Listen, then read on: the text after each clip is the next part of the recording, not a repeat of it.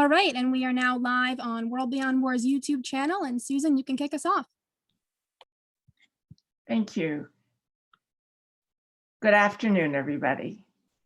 It is a pleasure to welcome you to a webinar jointly sponsored by World Beyond War and Veterans for Peace, one of a number of collaborations between an organization that seeks to end wars and those of us who have been to war, witnessed the horrors, and now dedicate ourselves to peace and justice. Our panel was formed as an adjunct to the release of the documentary, The People versus Agent Orange, an extraordinary work that shows the use of a toxic herbicide at home in the state of Oregon and abroad in Southeast Asia. 60 years ago, the United States used approximately 19 million gallons of 15 different herbicides, including 13 million gallons of Agent Orange over southern Vietnam, over Cambodia, and over Laos. Between 2.1 and 4.8 million Vietnamese were exposed during the spraying, and many more continued to be exposed through the environment. Agent Orange exposure continues to negatively affect the lives of men and women in Vietnam and in the United States. Agent Orange exposure is associated with cancers, immune deficiencies, reproductive illnesses, and severe birth defects in Vietnamese-American and Vietnamese-Americans who were directly exposed, as well as their children and grandchildren. Agent Blue contained arsenic. It was a deliberate destruction of the food supply. A 1970 telegram from the Office of Science and Technology at the White House to the United States Embassy in Paris and the US Embassy in Saigon requested information regarding allegations of birth defects in South Vietnam following, quote, heavy defoliation operations. In 1978, Vietnam Veterans Against the War wrote about a time bomb in American Vietnam veterans and Vietnamese called Agent Orange. And they talked about the thousands of cases of birth defects of children born to mothers sprayed by the chemicals and the millions of Vietnamese who became ill from contact with the herbicides. An Air Force study of ranch hand personnel, that was the crew that sprayed from C-123s the herbicide over southern Vietnam. They identified a statistically significant increase in reported birth defects in this group, as reported by Richard Albanese in 1988. The birth defects included skin defects, neural tube defects, heart defects, oral clefts, kidney defects. Another study reported that risks for fathering an infant with spina bifida, cleft lip, and certain neoplasms were higher for Vietnam veterans than controls. And the impact continued.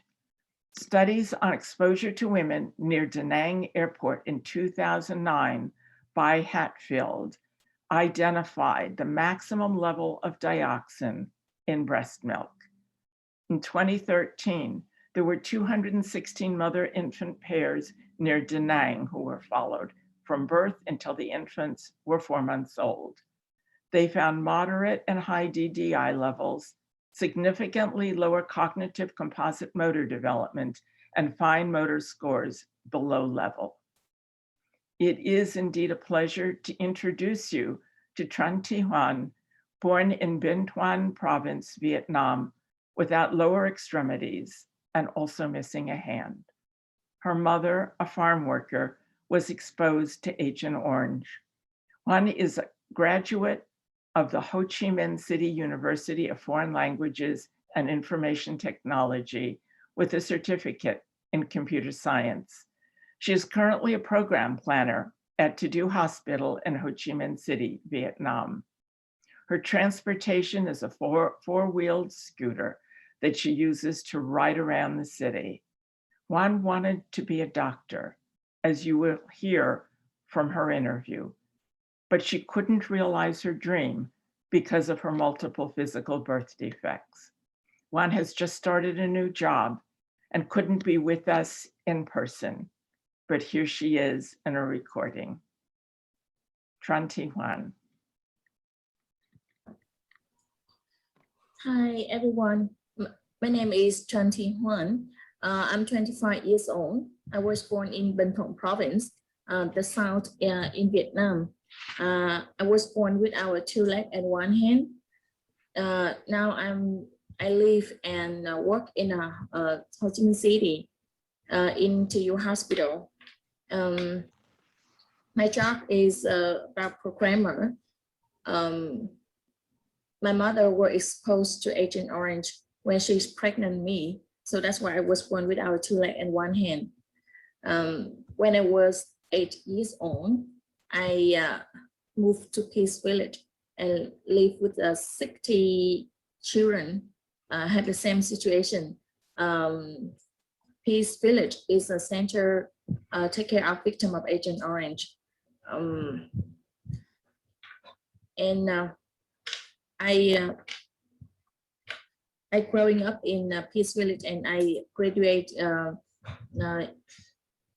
IT in University Ho Chi Minh City University of Foreign Languages and Information Technology.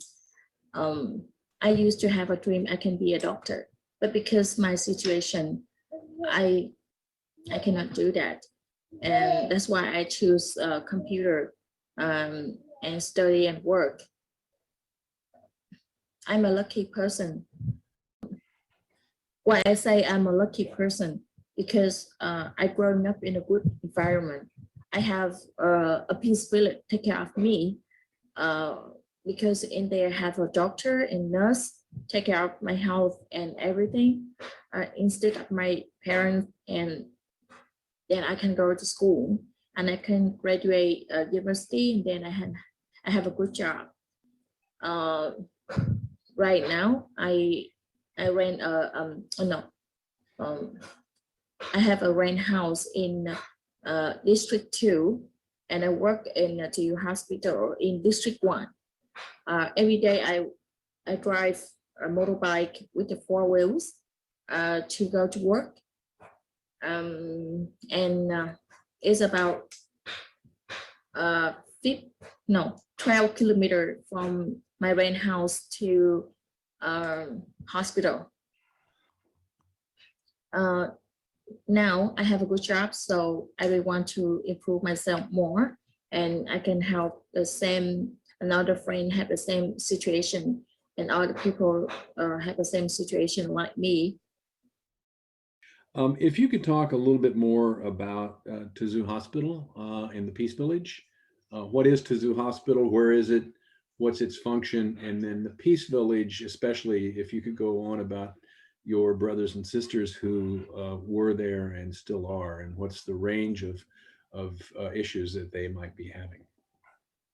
Peace Village is a part of TU Hospital. TU Hospital is in Ho Chi Minh City.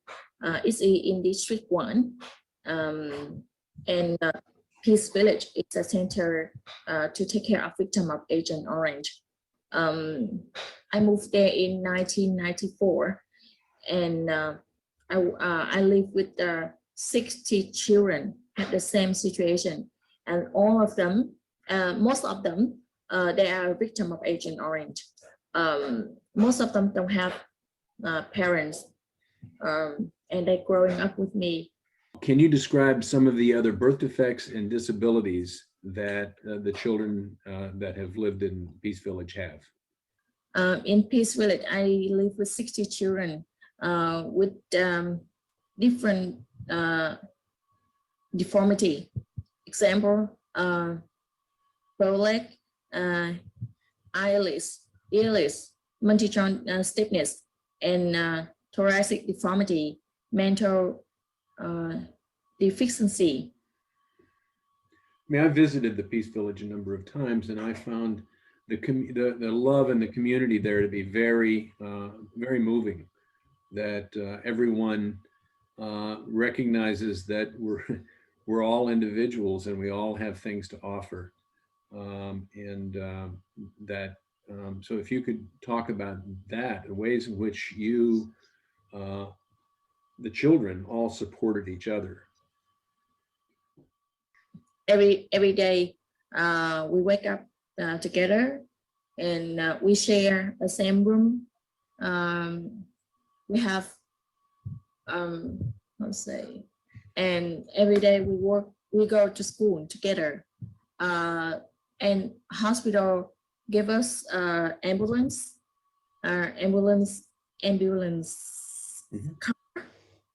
You call it ambulance car or just ambulance? Just ambulance, yeah. Sometimes we use ambulance from hospital to go to school, because that time maybe the car in the hospital were busy, and so we have to use ambulance to go to school.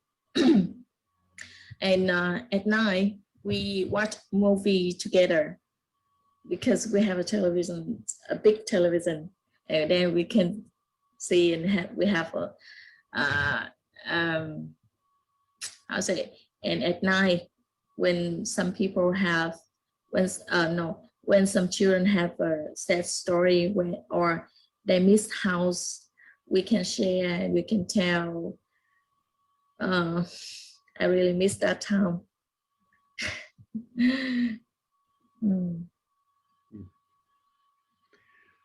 And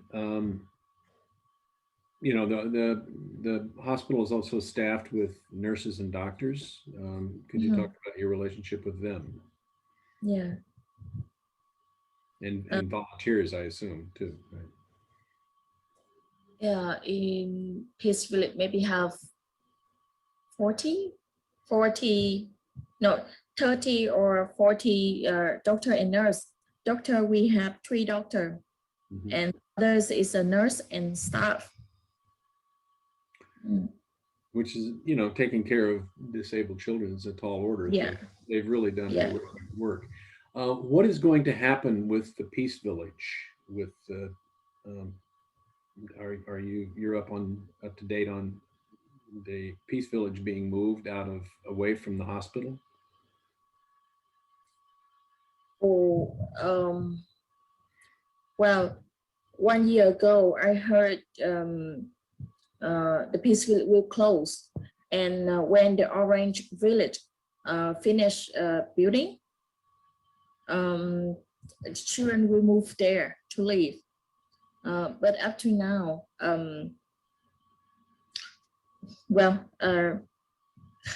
that project I don't hear again. Okay. And maybe children still live there until the Orange Village complete.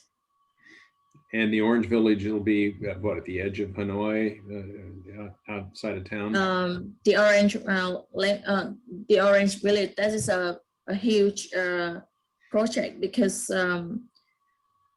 it's in Hoan district in Ho Chi Minh City.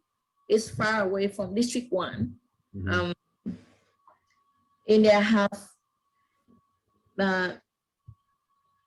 many park, and also I hear, hold on, it will have swimming pool, we have a garden, we have the house for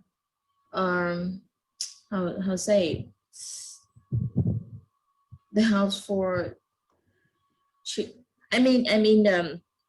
the area, the park, a park for children live together like Peace Village, and also have some small house for some victim. They got married. They married, and they have children. They will have a small house in that area, and they can live. And and also have a vocational center too in Orange. In Orange Village too. Well, yeah, good. It's huge. So now we have to get the VAVA will get a fundraiser. Fundraiser, is it right word? Yeah, we get a fundraiser and support from many people. We have to finish Orange Village, but that is big, huge. I don't know how long it will finish. That's a big area. Would you tell me about your schooling, your college education? In the beginning, when I come to Peace Village, the first school, a primary school, that is the first school I study, and I study with the disabled children too. I studied there for 4 years, and after that, our government asked have to close the disabled school, and later disabled person can go out and study with other student. So that's why my first school, primary school, it's closed, and I moved to another primary school to study. And in the beginning, I studied with other students. That time, I really know a difference between me and other students. I work slowly, and I step on stair. It's very difficult, and my teacher, because every morning, everyone have to stand in the schoolyard, and then they move up to the class, but because I work so slow, so my teacher asked me I can go up there first. I don't need to stand in the schoolyard with other students. That time very sad for me. And one day when I feel so sad because some children also said some bad word to me, and I feel so sad when I finish the first semester. I back home in Tet holiday, and I asked my father that I don't want to back to Saigon to live and study. I just want to stay here with you. So my father just kept quiet for 5 minutes, and then he said to me, I just have one dream, that you can graduate university, and that you can have a good job in future. Because when we die, he means that he and my mother, he said, because when we die, nobody can take care of you, just yourself, and you have to be strong. And just in Peace Village and Saigon have a good life for you, a good future for you. So you have to try. Well, when I hear that he just have one dream, it's really moved my heart. And well, I could not say anything after he said that, Yeah, I just try back, and in my mind, I will have one purpose, that I have to graduate university. So that's why when I have any difficult, I try to overcome it. And finally, I finished my father's dream, that I can graduate university. Done a wonderful job. Thank you. As tough as that was, you really did, but you've done very well. So. Yeah, and another thing have made me stronger, because I got really love. I got a love from doctor and nurse in the hospital, and a good take care from my hospital and Peace Village. So I think I should try and never give up in my life to finish.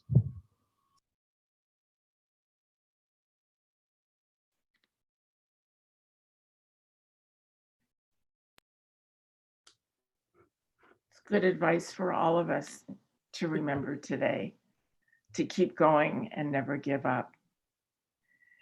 Our next speaker is Heather Bowser.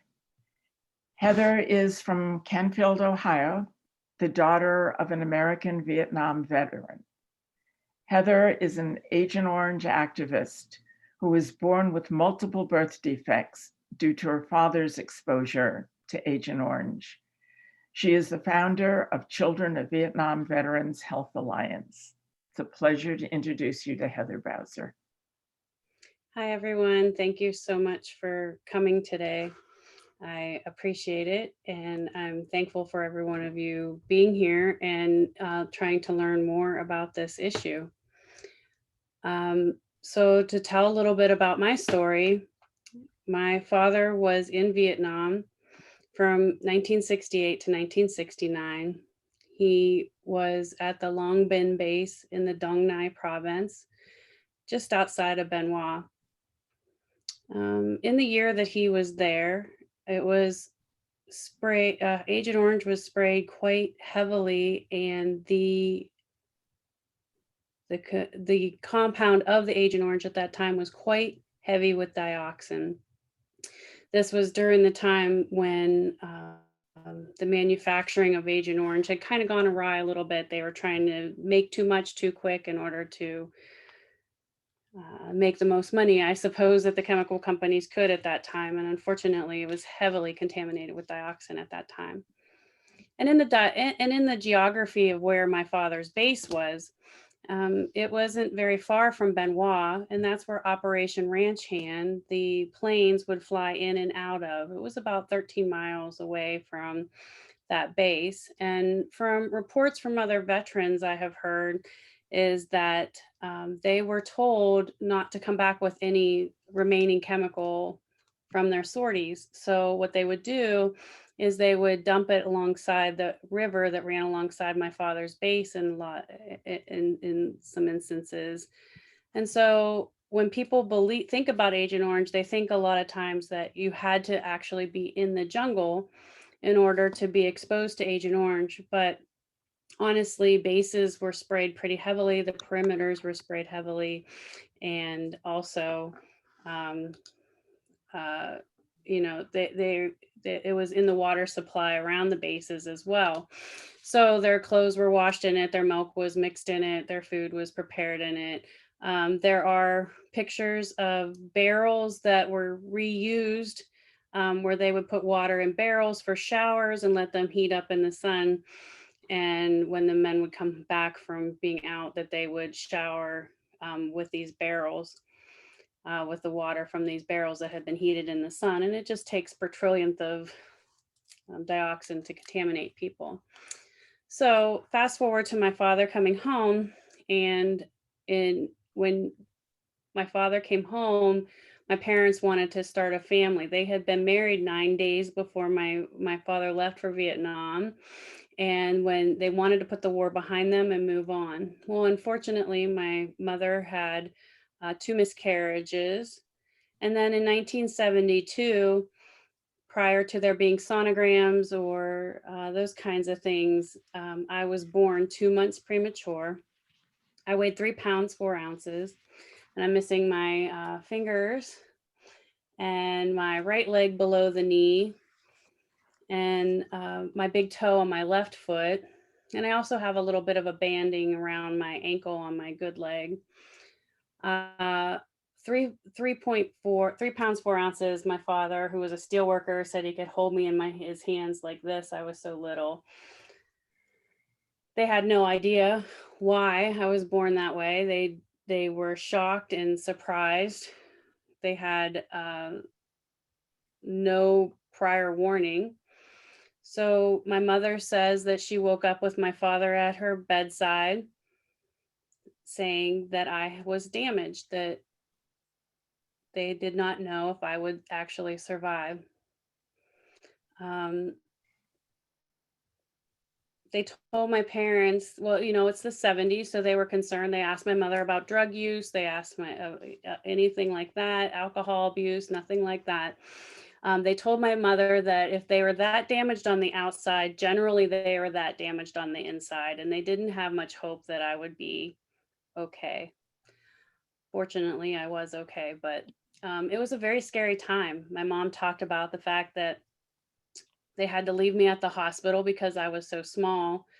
Until I weighed 6 pounds, they wouldn't allow me to be discharged from the hospital. So she talked about the heartbreak of having 2 miscarriages, not knowing what was causing those things, to actually also to leaving her newborn child in a hospital. So it was a very, very difficult time for them. The local pediatrician came busting into my mother's room one day and just asked her, what the hell did she do to this baby? I mean, it's just such a shaming thing that they felt that, my parents, each of them thought that they had done something to cause this, but they had no idea what had happened, and they each blamed themselves.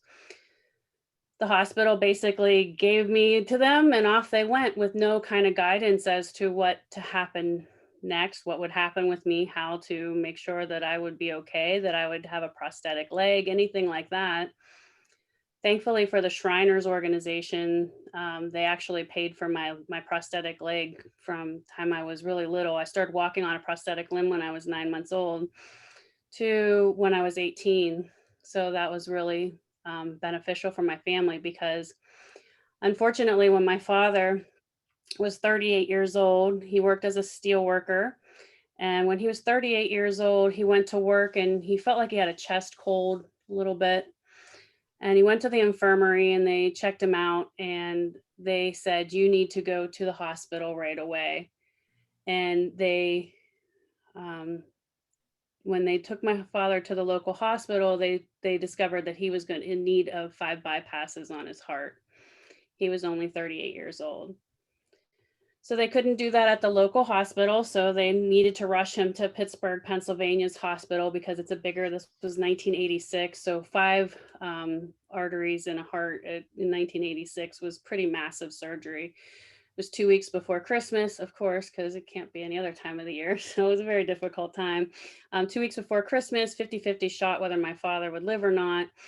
And it was just financially, emotionally devastating to our family. They tried to transport him. They wanted to transport him by helicopter from Steubenville area to Pittsburgh by life flight. However, even sedated, the sounds of the helicopter were causing his heart rate to increase. So they scrapped that and took him by ambulance. He survived the surgery. And because he was a steel worker and a laborer and 38 years old, they expected him to go back to work. He was off work for a year. My mother worked a job, but wasn't enough to cover the bills. The VA at that time was not acknowledging anything to do with Agent Orange or any kind of causes of issues. So they denied him, disability denied him. And eventually he had to go back to work, and he worked in the steel mill. At around 40, he developed diabetes, which is another issue from Agent Orange. And at 48, he had a stroke. And then at age 50, unfortunately, he had a massive heart attack and died. That was 23 years ago this past month. Devastating. My parents never financially caught up. In 1986, they had $100,000 worth of medical bills. And it just constantly, it was just always such a stressor on our lives and what it was like. Growing up different was really difficult. My father had some PTSD, and like Hoan, she talked about, kids saying mean things and how hard that was. I always kept those to myself. I was bullied quite a bit in elementary school and middle school. And I kept it to myself because I was always afraid that my father would set some kids straight. And I didn't want my Vietnam vet father to go set someone straight, if you can understand that. So it took until a teacher also started bullying me that I actually fessed up, and then my parents left within 10 minutes to go to the teacher's house. So I had reasons not to not to rat, but being different was really difficult. Being isolated, the Agent Orange movement took off. Like in the early 80s, there was a large contingency of Vietnam veterans and their children in the Akron, Canton, Ohio area that were starting to meet. But unfortunately, like my father, a lot of the Vietnam vets became ill, and the groups and the Agent Orange first lawsuit settled. And that kind of just started to disband, because I think the Vietnam veterans kind of had this feeling that, okay, things are going to change now, things are going to move forward, we're going to get these payouts, there's going to be money to help. And as you know, anyone who's done any research on that knows that that was not really what happened. So the movement kind of died as as the veterans started to get more ill, as children grew. And in 2011, I started with the internet, starting to try to find other kids like me. And I started an organization called Children of Vietnam Veterans Health Alliance. And we have been in existence since 2011. We have about 5,000 members, other kids of Vietnam vets. We're still struggling because in so many ways our lives have been so affected by the Vietnam War. The children of female Vietnam veterans are acknowledged for around 16 birth defects. And those birth defects, while not acknowledged as caused by the chemical defoliant, they are the same birth defects that are seen in people who have children with birth defects who have been exposed to dioxin. So the VA got around this by doing a quick survey of women Vietnam veterans, asked them what their children suffered from, and compiled a list and said, okay, these are caused by a woman's service in Vietnam. And there was about 16 birth defects. And they also acknowledged spina bifida in the most rare forms in the children of male Vietnam veterans. However, the rest of the children of Vietnam veterans, if my mother was a Vietnam veteran, my birth defects would be acknowledged to be caused by my father's service in Vietnam. But because it was my father and not my mother, they are not acknowledged. There were 2.8 million men that served in Vietnam and around 7,500 to 8,000 women. So it's an economic choice that they most likely do not. They don't do the research that needs to be done. And I'll just end with saying that it's amazing to know Hoan. I know Hoan personally, and that's because of the work with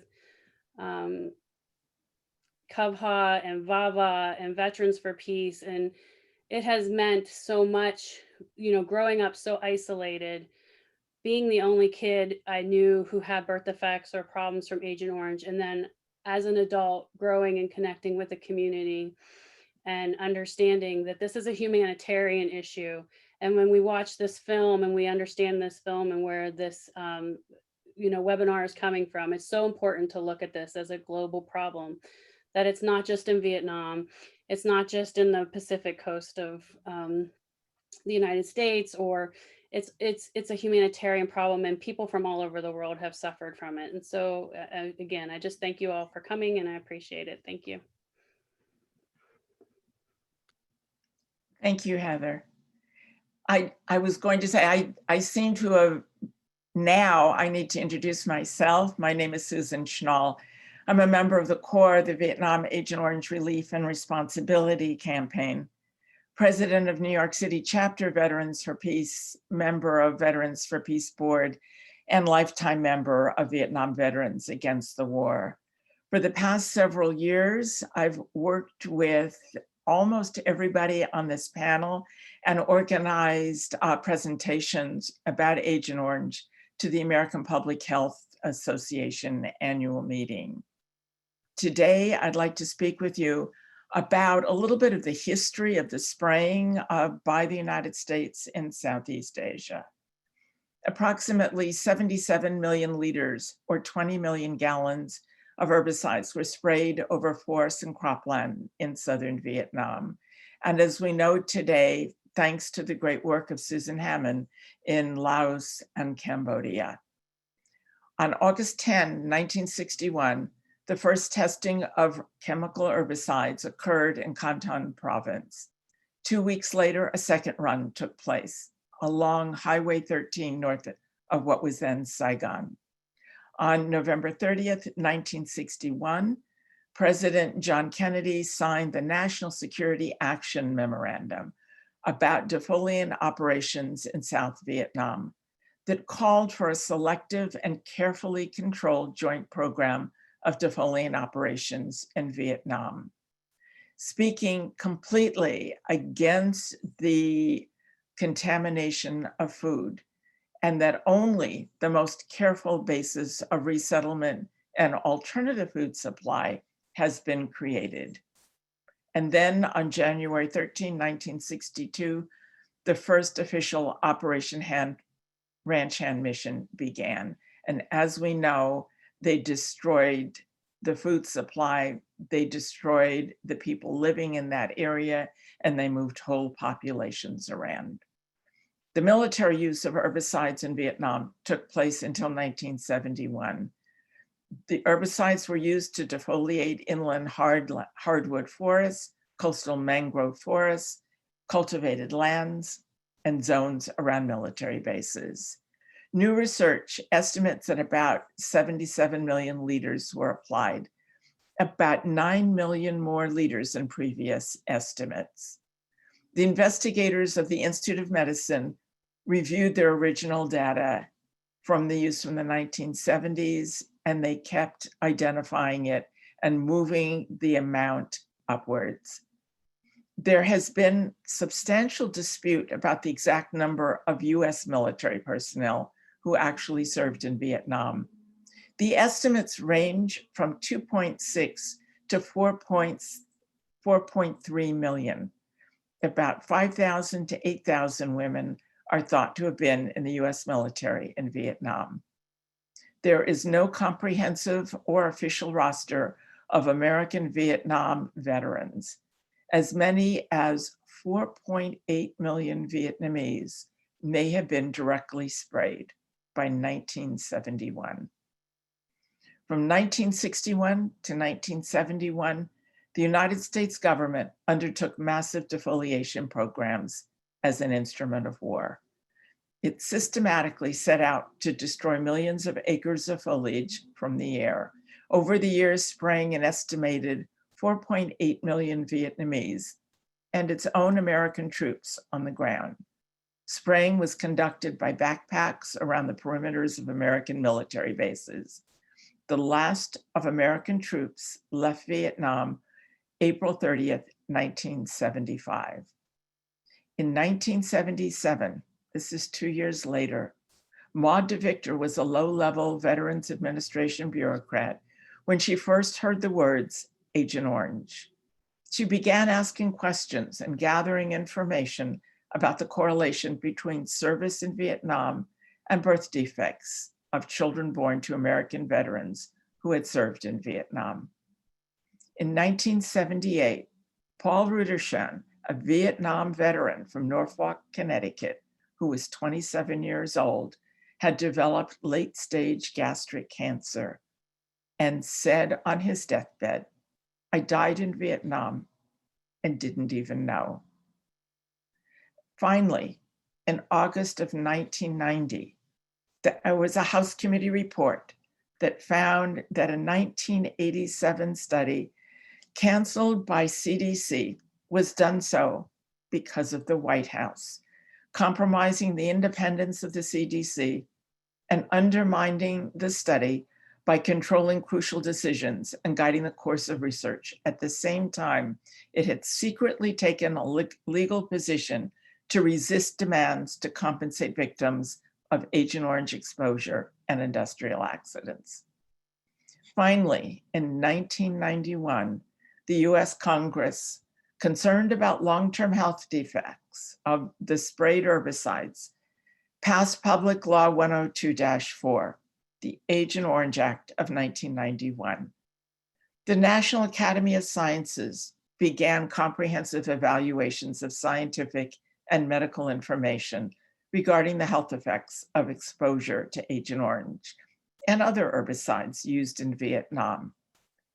As a result of those studies and recommendations from the Institute of Medicine, The United States Department of Veterans Affairs recognizes certain cancers and other health problems of, quote, presumptive diseases associated with exposure to Agent Orange.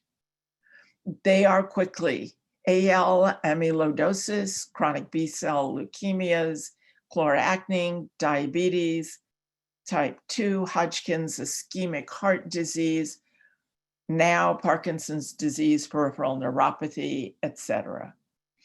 The Veterans Administration recognizes a wide range of birth defects resulting in a permanent physical or mental disability as associated with women's veteran service in Vietnam, as Heather mentioned. But these are not related to exposure to Agent Orange. The VA ties these diseases to the birth mother service in Vietnam. So let me quickly go over 1991. Remember that boots on the ground, the American troops left Vietnam in April 1975. It was not until 1991 that Congress passed the Agent Orange Act. At the same time, recognizing soft tissue sarcoma and chloracne. In July 1993, the IOM recommended and the VA added Hodgkin's lymphoma and porphyria cutanea tarda. In September of 1993, the VA recognized respiratory cancers, multiple myeloma. 3 years later, the VA recognized spina bifida for the children of American male veterans and recommended peripheral neuropathy and prostate cancer also be on the presumed list. In 2000, ranch hand studies, and remember the ranch handers were the crew that flew the C-123s that sprayed the areas over southern Vietnam with Agent Orange. They recognized diabetes type 2.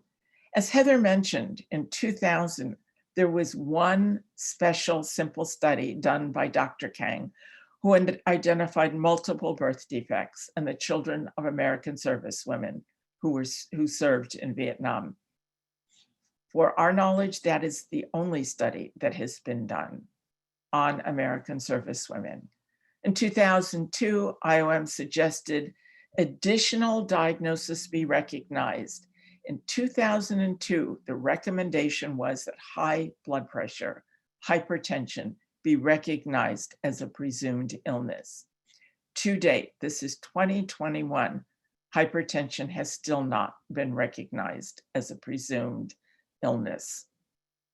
2010, Parkinson's disease was added, ischemic heart disease, and certain forms of leukemia. In 2014, there was a recommendation that those who flew the C-123s 10 years after they had been flown in Vietnam, that they also been added to the list. In that year, there was a study done by South Korea on their veterans who had also served in Vietnam.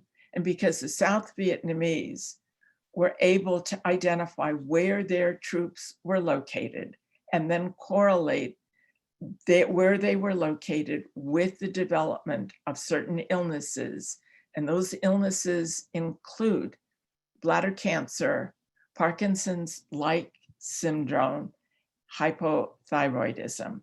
Those 3 additional diagnoses were recommended in 2014 as also being confirmed as presumed illnesses of American service people who served in Vietnam. They were not recognized until this past summer, 2020, in August. The National Defense Authorization Act included these 3 additional illnesses for the American veterans who served in Vietnam. In 2016, there was an additional study done by the Army Chemical Corps, and these were the guys that handled the Agent Orange directly and sprayed from backpacks and helicopters. There was a special study done in 2016 that confirmed the recommendation from the National Academies of Science that hypertension or high blood pressure also be identified as a presumed illness. It is now 2021, and hypertension or high blood pressure is still not being recognized. As I said, today, bladder cancer, hypothyroidism, and Parkinson's-like symptoms have been approved for VA coverage by the House and Senate. However, that has not yet been transferred to the VA as a presumed illness, and high blood pressure is still not recognized. There have been a number of studies by those and on those who flew the planes, the C-123s. There were additional studies done on the Army Chemical Corps who handled the herbicide directly, and still high blood pressure, even though it has been recognized, has still not been added to the list of presumed illnesses. This herbicidal warfare program has been considered by most of the international community to be a violation of international law and a war crime.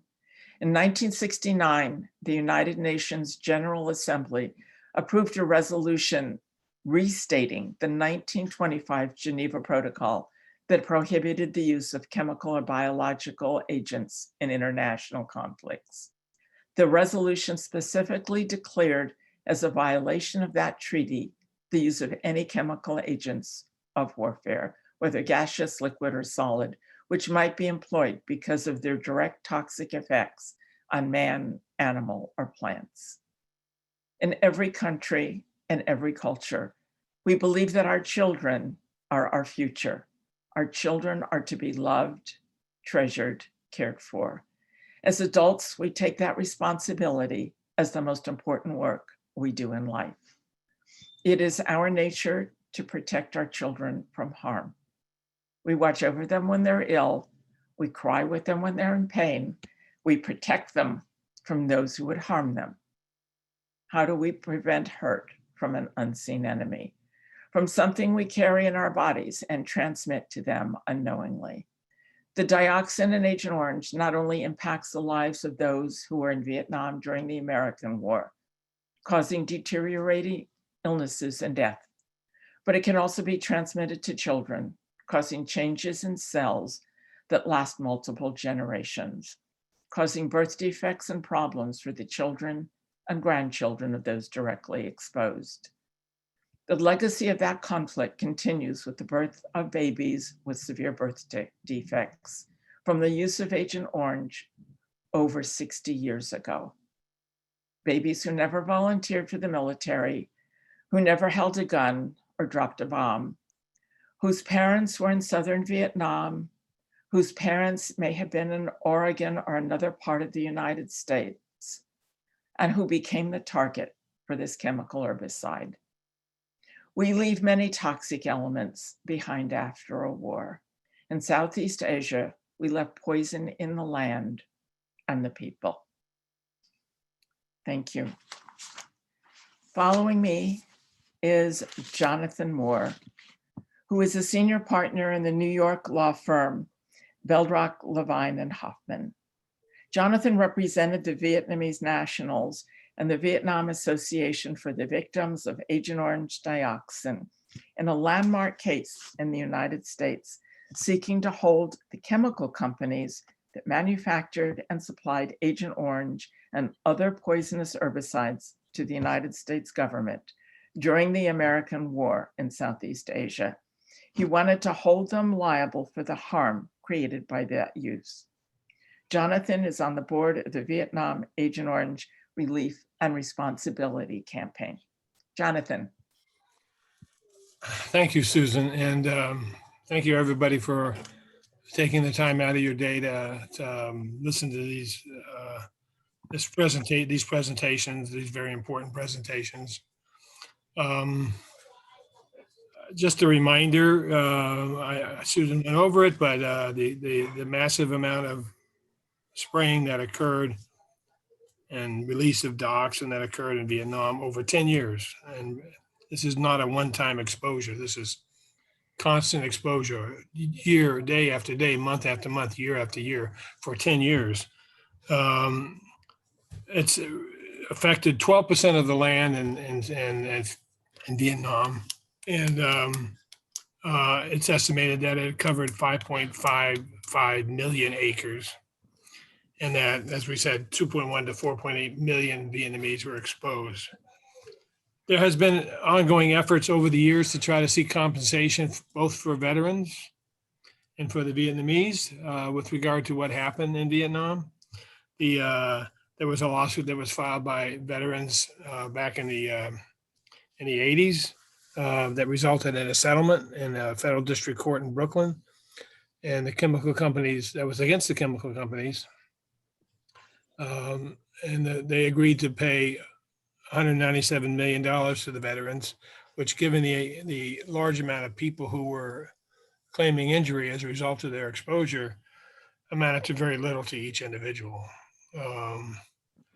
And one of the stipulations in that lawsuit was that, in that settlement, was that it would not include people whose symptoms from their exposure to Agent Orange occurred after the lawsuit was settled. So subsequent to that, as Susan has said, there was the Agent Orange Act of 1991, which provided significant compensation over a growing number of illnesses over the years to veterans who were exposed to Agent Orange. In 2005, it was estimated that $1.5 billion was spent each year for that compensation. It's been estimated that I think conservatively we can say, since that act was passed, that the U.S. government has probably spent somewhere in the range of $75 billion to compensate veterans who were exposed to Agent Orange.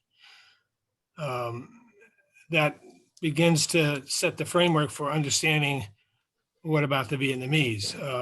In 2004, we brought a lawsuit, as Susan said, against the various chemical companies.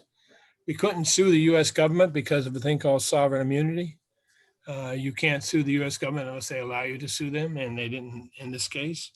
And we had to frame our claim as a violation of the Alien Tort Claims Act, which is an interesting law that was passed, the first act ever signed into law in 1789. Was the Alien Tort Claims Act that provides a remedy for, quote, aliens, non-citizens, non-residents of the U.S. to sue individuals for harm caused to them. Under a very narrow reading of the law, the courts allowed certain claims to go forward against these chemical companies under the Alien Tort Claims Act. After 4 years of litigation of that case, there was another veterans case that was filed as well. For those whose injuries didn't surface until after the previous lawsuit had been settled. In 2008, those cases were dismissed by the federal district court, and that dismissal was affirmed both by the Second Circuit Court of Appeals and by the United States Supreme Court in 2008. And the primary basis on which those cases were dismissed was the claim that Agent Orange was a mere herbicide. It was not designed. It was not a poison. It was not created as a poison. It was not conceived as a poison, and that although it contained undeniably poisonous components like dioxin, it was unintended and collateral to the mission of the spraying of the herbicides. I would suggest to you, and I think we proved throughout our case, that this was far from unintended and far from collateral. And then in litigating this case, although we were unsuccessful in the courts, I think we've clearly shown to the court of public opinion that a terrible wrong was done to the Vietnamese, and it continues to this day to be a stain on our national character, and that our country has never come to grips with the need to deal with both the remediation of, in a comprehensive way, of the land that was contaminated by dioxin, and the millions of Vietnamese and their descendants who have been negatively affected by exposure to dioxin. There are 5 principles that when you talk about Agent Orange that I think you have to understand and what we learned from this case. First of all, dioxin is a poison. The American Heritage Dictionary defines poison as a substance that causes injury, illness, or death. Clearly, dioxin met that standard. And I think the courts have had to acknowledge that dioxin in and of itself is a poisonous chemical. But as I've said, they tried to minimize its impact by saying it was unintended and collateral. The second point that I think we need to understand and keep in mind is that the chemical companies who produce dioxin knew that their products contained a poison, dioxin, as well as other toxic chemicals. These chemicals that they sold to the US government were consistently many times higher than what would have been allowed for domestic US use in comparable products. That is a fact which is beyond dispute. Despite this knowledge, the defendants did not take adequate or reasonable measures, I should say the chemical companies, to reduce the dioxin content of their products or otherwise prevent or mitigate their toxicity to humans. Indeed, the dioxin contamination in some of the samples that have been tested were several factors higher than what was allowed in terms of the level of if you want, safe dioxin that would be in the chemical. The third thing that I think we have to understand and that we learned from this case, that the presence of dioxin was unnecessary and was present only because the chemical companies failed to follow their proper procedures in the manufacture of their products. This was not something they learned only in 1970. The government, when it requested these chemicals, these herbicides from these chemical companies, said they have to be safe to handle while in storage, shipment, or operation, and should not be injurious to the health of man and animals. We know from what we've learned in this case that just the opposite was true. What the chemical companies did was to produce, they knew that the more dioxin they produced, the more money they would make. So they lowered the standards in the manufacturing. And by lowering the standards, that led to the process of contamination of dioxin in these chemicals. The chemical companies knew way back in the 50s that from the experience of German companies like Boehringer, that higher temperatures and more pressure led to greater dioxin content. So the chemical companies knew well before they even thought about using these chemicals in Vietnam that there was a safe way to produce herbicides and there was an unsafe way. They chose the unsafe way because they made more money doing it. The fourth, I think, important principle that we've learned from these cases, that the chemical companies knew that the presence of dioxin and other toxic chemicals posed a grave health risk to human beings, animals, and the environment. A number of memos that were written by the chemical companies before and during the time in question demonstrate the defendant's depth of knowledge as to the extreme toxicity of dioxin. In a 1957 letter between two chemical companies, they described dioxin as a really sinister character. 1957 memo from one of the chemical companies calls dioxin an extremely toxic material. A Monsanto memo refers to information that they learned from Dow, which said, according to Dow, it is the most toxic compound that they have ever experienced.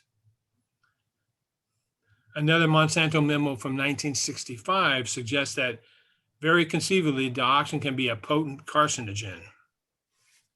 These are just a few examples of the knowledge that they had of the of the harm that was caused by dioxin. The fifth principle that we take from this litigation was that the product, these chemicals were employed by the United States government as part of a chemical warfare operation in Vietnam. The chemical companies knew that their product would be put to, what use their product would be put to, and they knew that that product that they were selling to the United States was many times stronger and more unsafe than what's permitted for domestic use. And they viewed and they understood that dioxin was to be used as a weapon of war. There was a memo from a General Dellamore, who was the commander of the U.S. Army's Edgewood Arsenal, where he said, and I quote, "And remember, today we are not engaged in a war in Southeast Asia." This is back in before we actually really jumped in. "We are not engaged in a war in Southeast Asia. We are only advisors assisting that country to carry on. But tomorrow morning, perhaps we may be engaged in similar type operations, not over there, but perhaps in some other part of the world. We never know when this is going to happen. We are in need right now of chemicals that will do the job at an earlier time and in a quicker period."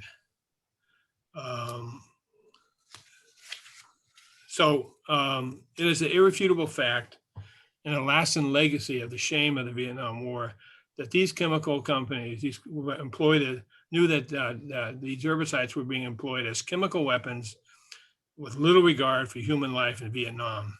Entire areas of the country were denuded, forcing the movement of people out of their natural habitat, leading to forced relocation, entire villages into resettlement camps.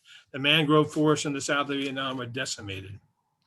Indeed, this indiscriminate use of chemical weapons was not just part of the military campaign, it was also part of a psychological warfare campaign to destroy the will of the indigenous people of Vietnam to fight for their liberation. And it was upon this knowledge that we argued that this conduct of these chemical companies violated well-established principles of international law that prohibited the use of poisons in war. Thank you, Jonathan. So, I just wanted to end by saying it is a lasting shame of this country, and it's so immoral that we have not fully addressed these issues with respect to the Vietnamese. Our position, of course, has never been that veterans should not get the maximum amount of compensation that they can, but it's well past time that we begin to deal with the harm caused to Vietnam. Thank you, Susan. Thank you. It's our next guest speaker is Tricia Euvrard, and it's wonderful to have her with us. Thank you, Tricia. She's joining us from Paris. It's, I think, the next day there right now. Tricia is a master's student in gender studies and law at SOAS, University of London. She's currently conducting an autoethnographic research as her thesis, which focuses on the ways that identity and gender intersect within the Vietnamese diaspora in France, specifically in the context of being biracial. She is a member of the Collective Vietnam Dioxin, and she primarily works on the international aspect of the mutual fight for reparations for victims of Agent Orange. Thank you so much for joining us today. I think some of us may be very familiar with the work of your collective and the wonderful publicity that it's generated concerning the impact of the Americans' use of Agent Orange all those many years ago. Tricia, welcome. Thank you for having me today, and thank you to everyone who's here and for taking the time to attend this webinar. It's an honor to be on this panel with so many great speakers and to be able to talk about the actions that we've taken here in France with the collective. A little bit about myself. I'm a second generation French Vietnamese from my mother's side. But in reality, I did not learn about Agent Orange until I was an adult. and until I started reading and researching on my own. This is something that's been really echoed within the Vietnamese diaspora here in France. Agent Orange isn't really something that we learn about in school. It's not something that most people, even growing up with a Vietnamese heritage, hear about unless they have a family member or a friend or a relative who's been directly affected by Agent Orange. It's something that's very much erased, I think, from our history, and that it's something that with the group that I'm working with and I'm a part of, that we're really trying to reclaim and to make known.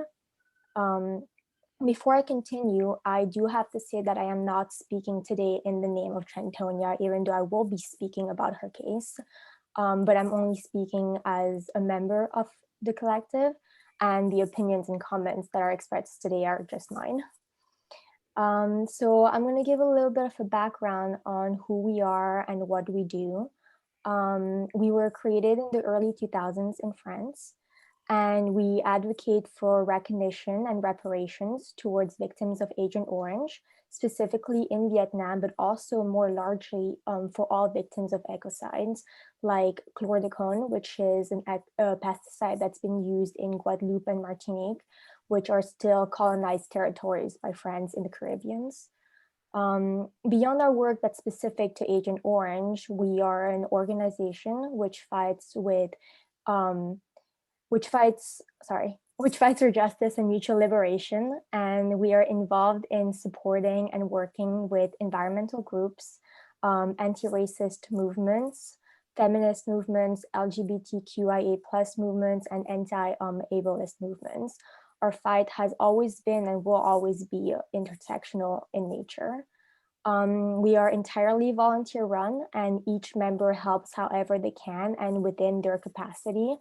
We also firmly believe in running our organization in a horizontal manner and not in a hierarchical one, which means that each member gets a say in the final decision process. We get to each have opportunities if we want to have them. And it's something that's been really core to the way that we run things, and that's been really beneficial, I think, for every member.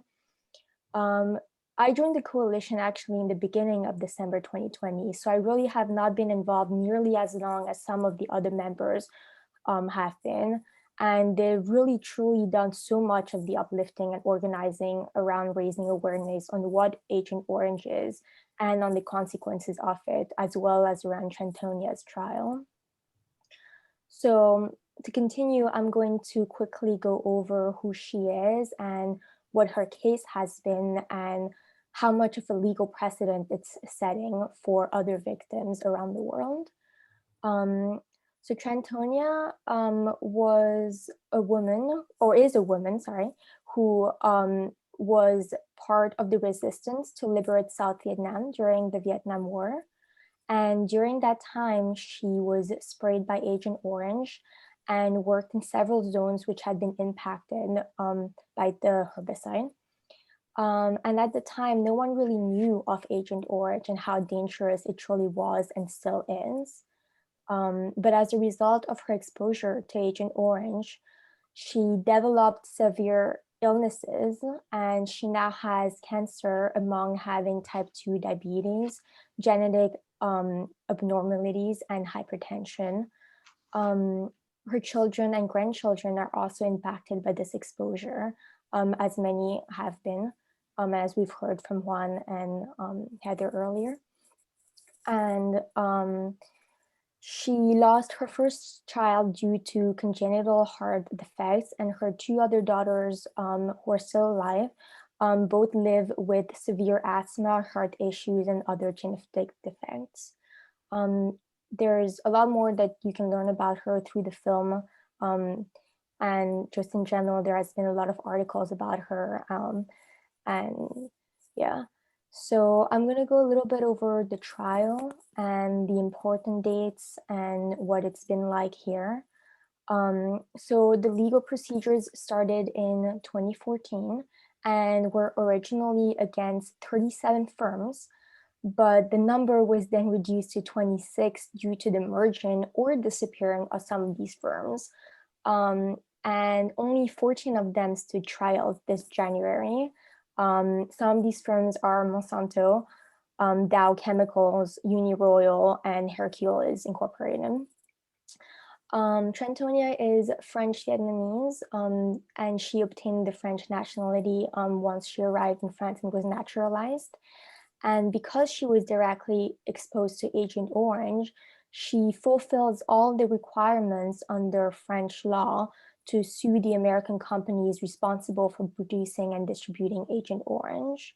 And to our knowledge, she is the only person that is currently able to do this here.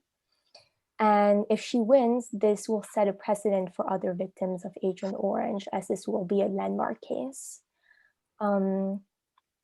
At the end of 2019, Trantonia and the chemical firms were offered the possibility of negotiating a financial settlement in return for a non-disclosure agreement that she would sign. She refused, as she considered that dropping the trial will be a way for the firms to get away with the crimes that they committed. But negotiating large sums of money in return for a non-disclosure agreement isn't something that's new to firms like Monsanto and the other ones who stood trial. In June 2020, 100,000 victims of glyphosate in California were paid about $10 billion in return for them signing a non-disclosure agreement. And so after several rescheduling of the trial date, it was held on January 25th, 2021. And the fact that her trial was held in itself is a historic moment for her, for us, but also for all other victims of Agent Orange. There's been several cases that were filed against Dow, Monsanto, and others, but none have ever gone as far as she has. And her case and the movements and awareness that was raised around her truly set a precedent for other victims of Agent Orange. And since she first filed her case with the French justice system, the lawyers of the defense have done everything in their power to slow down the process. They've raised incidents, which required lengthy and expensive official translations of documents. And as they are multinationals, they have financial abilities that we and her do not have. They are very aware of this, and the weight of their money could be seen and was really obvious if you were in the trial room or if you saw images of it, as there was 20 plus lawyers on the defense versus Trantonia's 3 lawyers who are working pro bono, I believe. We're now waiting for the verdict, which will be announced on May 10th, 2021. And either side will then be able to make an appeal, which we know will happen, as we are very aware that they will not go down without a fight, but neither will we. So what now? On January 30th, the collective held a large rally in support to Trantonia and victims of Agent Orange, as well as other victims of ecocides, because this is a problem that we believe is much bigger than just Agent Orange. And we're trying to really work with other groups in France and internationally to recognize these things. And on May 15th of this year, 5 days after the verdict of the trial will fall, we are co-organizing the International March Against Monsanto here in France and hope to be able to collaborate with other organizations to make this a more global movement despite the ongoing pandemic. And I will conclude with saying that we are still fighting and we will continue to fight for the justice, reparations, and mutual liberation, no matter what. Thank you. Thank you, Tricia. And we're all looking forward to joining with you on an international movement against the chemical companies and to keep this issue of the American use of Agent Orange dioxin alive and moving forward until we are able to truly take care of those who have been victimized by our government and by the chemical companies.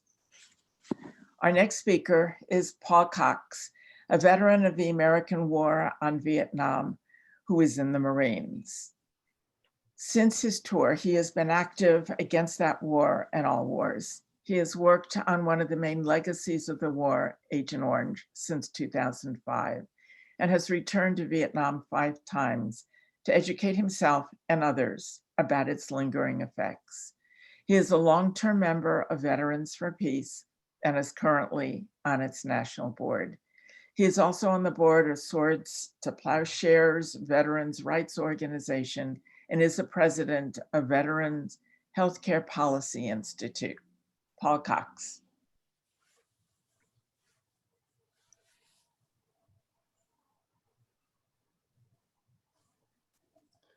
You're muted, Paul. Oh, never fails, huh? Thank you, everybody, for coming today. And thanks for the really hard work that all the presenters, especially Susan and Greta and Samantha Ferguson at Veterans for Peace, have put in on making this possible. I'm going to just speak briefly, where'd my notes go, on the current situation in Vietnam in terms of both the remediation and care for the Agent Orange victims that are there. As was said earlier, there are approximately 3 million Vietnamese whose health has been affected by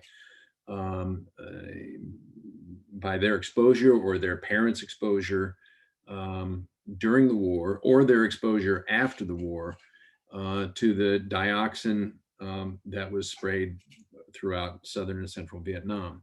I don't, unless I missed it, I don't believe it was mentioned that of the 19 million gallons of Agent Orange, generic Agent Orange that was sprayed, approximately 10%, or almost 2 million gallons, was Agent Blue, which was not, did not have dioxin in it. It was an arsenic compound whose sole function was to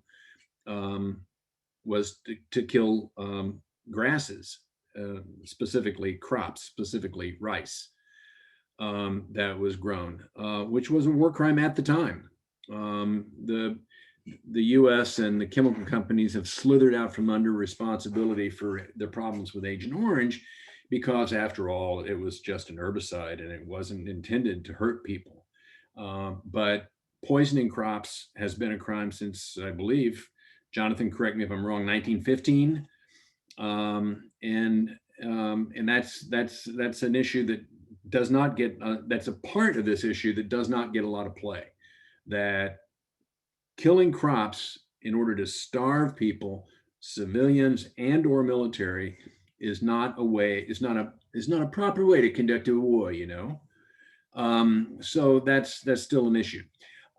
So since the war, there have been a number of studies done by Gene Stellman, by the Hatfield Group, and others in Vietnam, largely funded by a few bucks that were relatively few bucks that have been pried loose from various appropriations bills by Senator Leahy in his war victims fund that he set up a long time ago. And it's not that money has come from US Congress, not just for Vietnam, but for a number of war victims areas of the world.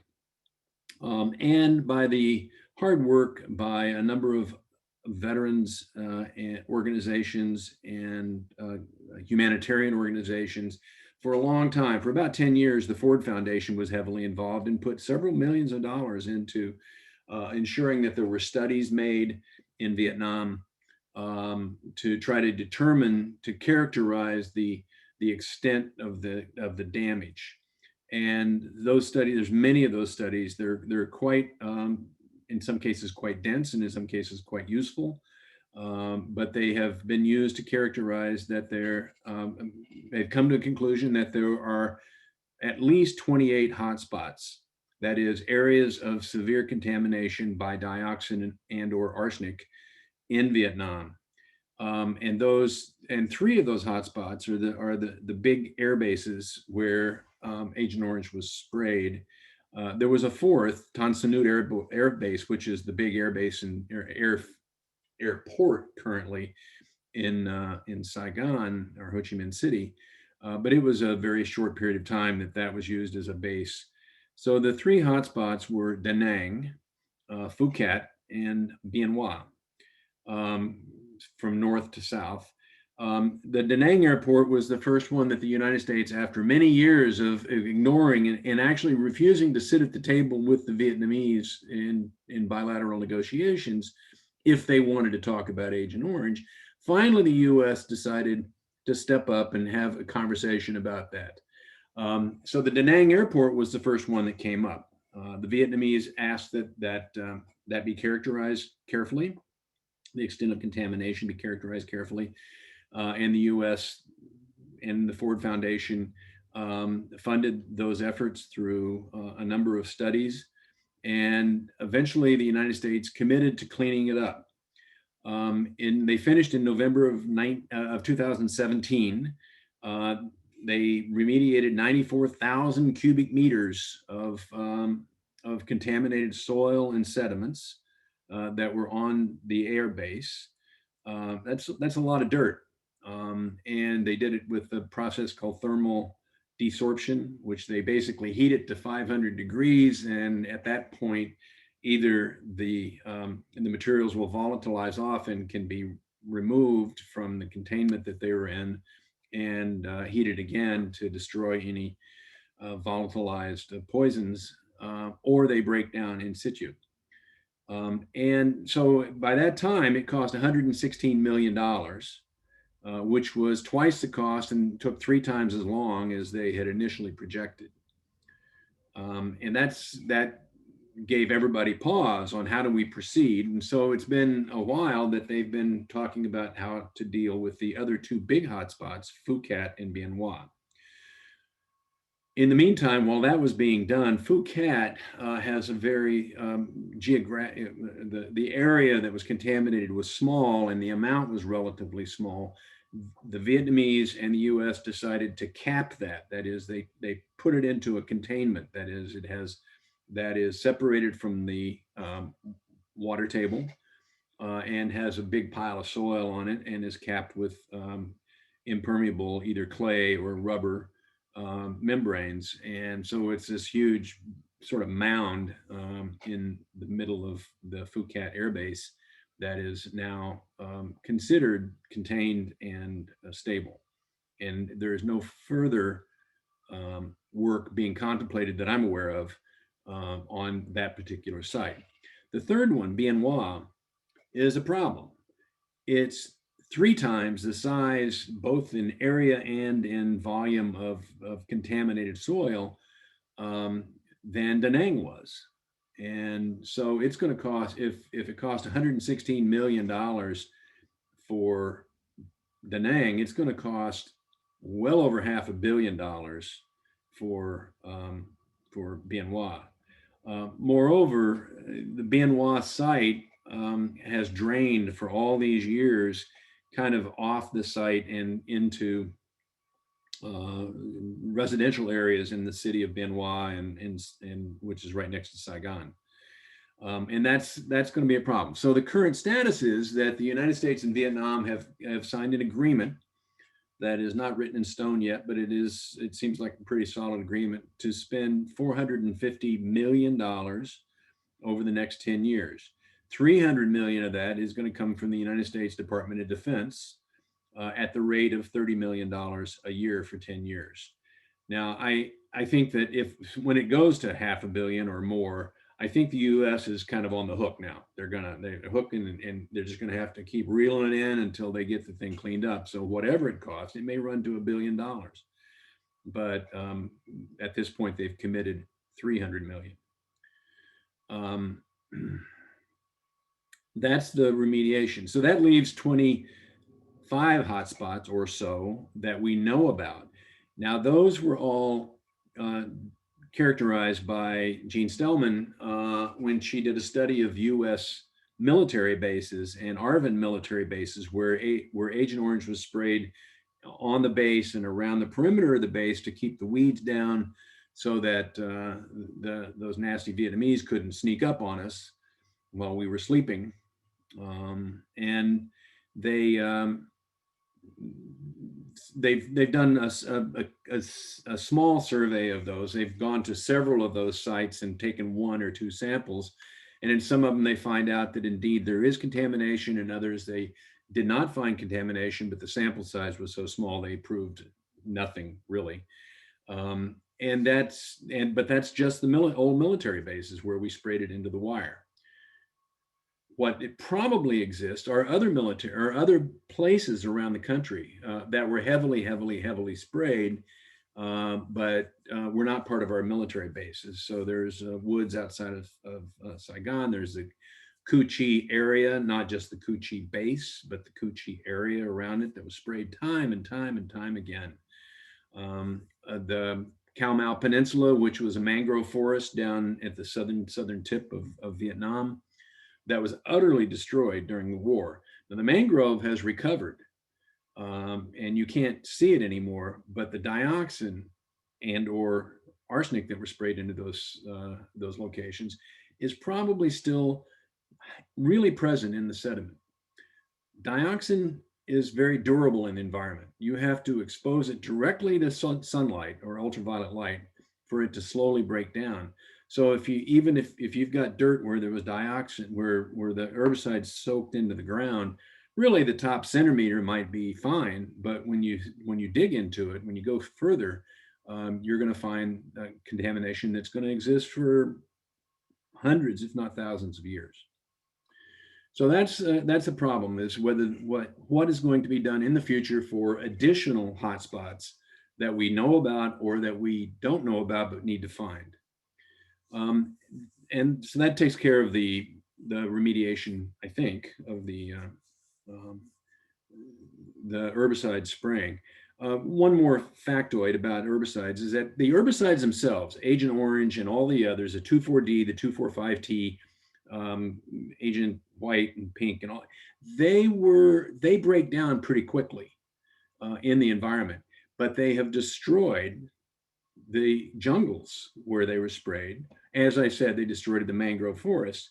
So the herbicides are gone, but the forest has been destroyed. Now, the mangrove forest grew back, but the jungles, once destroyed, just like the Amazon, once you rip it down, it is not coming back.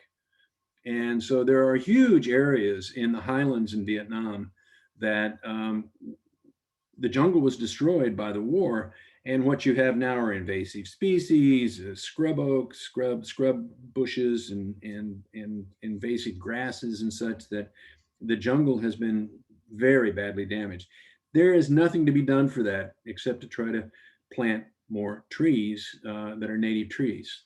What the Vietnamese are doing, however, is planting a lot of acacia, which comes from Australia, because it's a good pulp plant and fast growing, and will help stabilize the soil, but it may preclude there ever being jungle there. Enough for the remediation issues. The other part of the situation are the 3 million Vietnamese who have been affected by Agent Orange. The US has spent most of about $200 million that it has appropriated between 2011 and 2019. They've spent about $200 million. They've appropriated about $200 million for that remediation. But they've only appropriated $66 million for the health and disability services without regard to cause. So that's, if you take, there's 3 million Vietnamese whose health has been affected, that's about $22 a person. Not bad, it's plenty, huh? You think that should do it? So the fact that there are so many people in Vietnam who have been made sick by their exposures or their parents' exposure, it's really a disgustingly small amount that has been allocated to assist the Vietnamese. And that needs to change. So along that line, Congresswoman Barbara Lee speaks for me. I'm her constituent. Will be reintroducing a bill. It was HR 326 in the last Congress, and it'll be reintroduced in only slightly updated forms sometime in the next month or two, we hope, called the Victims of Agent Orange. Help me out, Susan. Victims of Agent Orange Relief Act of 2021, and it doesn't have a number yet. And it has 5 provisions: clean up the mess, that is the remediation in Vietnam, assistance to the Vietnamese public health system to help Vietnamese victims, the really direct help, not money compensation, but direct help to assist the public health system in Vietnam to help those people who are affected by Agent Orange. The third part is assistance to the children of Vietnam veterans who don't get anything at this point, and that's what Heather spoke so eloquently to. The fourth thing is to study and assist the Vietnamese-Americans in this country who haven't even been, we don't even know what their situation is. And so the first part of that would be a study. And the fifth element would be to do research that the VA has always refused to do, even though the Institute of Medicine has suggested that they look at their own data and other research in order to really answer some of the unanswered but very disturbing questions about the science behind the health effects of dioxin exposures. So that bill will be coming up. The thing that everybody on this call could do would be to urge your congressperson to co-sponsor that bill before it's even introduced, and become a co-sponsor with Barbara Lee, Congresswoman Barbara Lee from Oakland, or sponsor it after it's introduced is also fine, co-sponsoring it. But to sign on right out of the gate would be very, very helpful and very important. Lastly, in August, the Vietnamese Association of Victims of Agent Orange has called for an international conference on Agent Orange this coming August, which is August 10th is Agent Orange Day in Vietnam.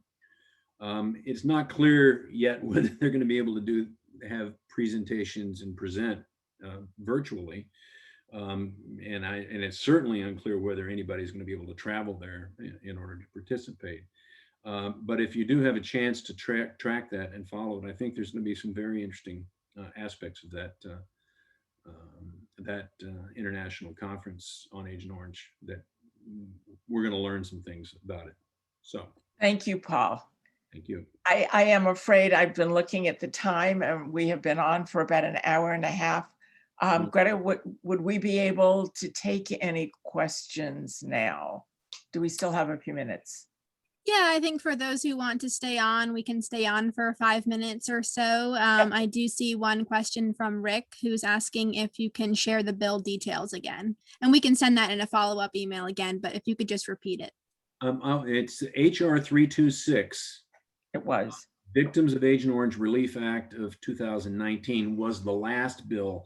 And if you just Google HR 326, you'll find that. And the new bill will be very similar. And we would really like for everybody to become involved in the campaign, to ask your representative, your congressperson, to sign on to this. We use this bill as an educational tool to keep on informing people about the continuing damage of Agent Orange dioxin. And we really need your help in being able to do that. It's part of our program is about the use of the Agent Orange dioxin in Vietnam, Cambodia, and Laos. The rest is to remind the American people that this government continues its damage and its destruction overseas. There are over 800 United States military bases all over the world, and every place there is one, there is a contamination. So part of our campaign is to remind people about the damage from 60 years ago, and it's to remind you all that that damage continues today. We have responsibilities as people of this country and as citizens to say no to the government and to say this is an example, but we will continue to campaign against the use of these destructive forces all over the world. Thank you all for coming. I guess I would really like to conclude with a poem about Agent Blue by a Vietnamese writer, Tricia Euvrard. To kill correctly takes calculation. down to a science. Arsenic, cacodelic acid, no water and rice on a cellular level. Make sure no surviving seed can be collected and planted, because even a small seed assures survival, because mortars, grenades, and bombs cannot destroy a grain, because our heart is made of seeds. Know what it takes to kill the seeds. Know what it takes to deprive the plant of water, to dehydrate it, to be surrounded by love, but unable to absorb it. Thank you all so much for joining us this evening. You will be hearing more from us in the future as we continue to work together. Thank you. Great. Thank you, everyone. We will send a follow-up email with the recording and additional information, as well as the link to the film, The People versus Agent Orange, which sort of inspired this webinar. And also just a final plug that we're doing a second webinar on this topic on April 22nd, Earth Day at 7 p.m. Eastern, same time, which will focus again on Agent Orange and specifically on its environmental impact given Earth Day. So that's all for tonight, and hope to see you. Can I just say, and thank you to Susan for being an excellent chair of the meeting. Yes, thank you, Susan. It's been a pleasure, and thank you, World Beyond War and Veterans for Peace, for working with us and getting this together. It's been a pleasure. And one last thing, if you block and save the chat, you can keep it and put it into a Word document and find and not lose that information. Great. Thank you, everyone. Bye-bye. Have a good night. Thank you. Thanks, Greta.